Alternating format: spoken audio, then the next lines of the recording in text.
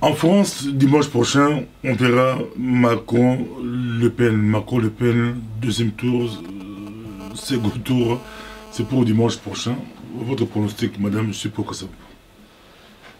Bon, moi, je n'ai pas de pronostic à faire. Je regarde simplement avec parfois beaucoup d'étonnement, un peu de consternation, ce qui se passe en France. Aujourd'hui, nous voyons un front républicain parce que, selon certains, Madame Le Pen, c'est l'ennemi et que Monsieur Macron, c'est un républicain. Je me suis toujours posé la question de savoir si le parti de Madame Le Pen est légalement inscrit dans les institutions de la République française. Donc, c'est avec beaucoup d'étonnement, mais je constate aussi que beaucoup de donneurs de leçons aujourd'hui sont totalement en perte de vitesse parce que ce qui se passe en France aujourd'hui est assez illustratif, hein, à plus d'un titre, de ce que l'hypocrisie peut engendrer et de ce que l'orgueil aussi peut engendrer. Et je note surtout que c'est la victoire de l'orgueil, hein, aux dépens du patriotisme et de l'intérêt supérieur de l'État. On aurait pu imaginer que M. Fillon se retire au nom des valeurs qu'il avait prétendu défendre mieux que les autres. Il ne l'a pas fait.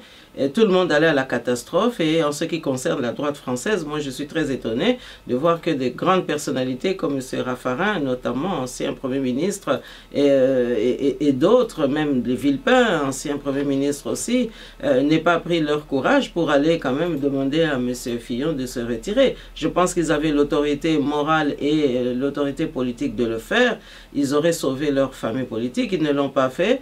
Comme si, par ces temps qui courent, l'envoûtement gagne aussi les pays occidentaux et que personne n'a rien vu venir et que personne n'a pressenti le danger.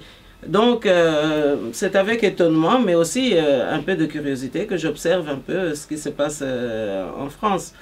Et donc, voyons voir. Entre les deux, qui est bon pour l'Afrique, je parlais beaucoup plus de Macron parce que c'est lui qui sera probablement le prochain président de la France. C'est Macron. Pour nous. Je ne sais pas s'il changera grand-chose.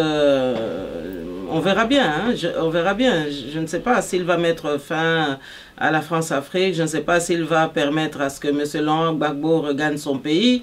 Parce que nous avons tous été, moi surtout en tant que femme, j'ai été absolument scandalisée de voir le traitement qu'on a réservé à Mme Gbagbo sous prétexte que son mari devait quitter le pouvoir parce qu'il aurait perdu les élections. Donc le traitement qu'on a infligé à Mme Gbagbo, c'est à toutes les femmes africaines qu'on l'a infligé. Donc ce genre de dictat sur nos pays ne fait jamais de bien. Et donc, je ne sais pas si M. Macron va prendre de telles décisions pour que la CPI puisse un peu revoir ses copies.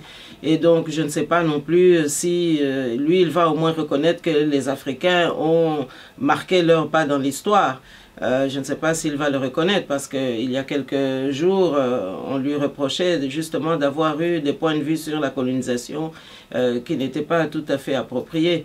Donc, je ne sais pas si la dignité de l'homme noir, pour lui, ça signifie quoi, si les droits de l'homme chez nous, ça doit se respecter, et si il va enfin contribuer à ce que l'Europe se décide à défenestrer Kabila, qui n'est pas Kabila d'abord, parce que son identité pose problème, mais en plus, nous sommes dans un pays absolument hors constitution, hors de l'état de droit. Alors, je ne sais pas si, élu demain, M. Macron va pouvoir contribuer à ce que le peuple congolais puisse recouvrer sa souveraineté et puis sa légalité, hein, avec le respect de la Constitution. Donc tout ça, ce sont des interrogations pour nous et donc nous sommes assez de toute façon attentifs à ce qui va se passer. Donc voilà, alors quant à Mme Le Pen, bon, je pense qu'elle a le mérite de la clarté.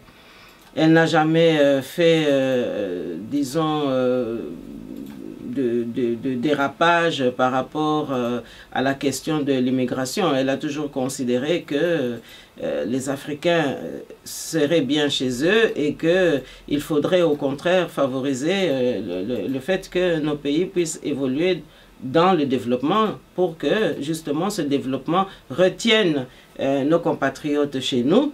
Et alors, à ce moment-là, l'immigration serait jugulée. Donc, son langage est clair. Moi, je ne vois pas Ce que je pourrais ajouter, on pourra simplement observer comment le rapport de force va évoluer entre le ou la nouvelle dirigeante de France par rapport aux leaders africains.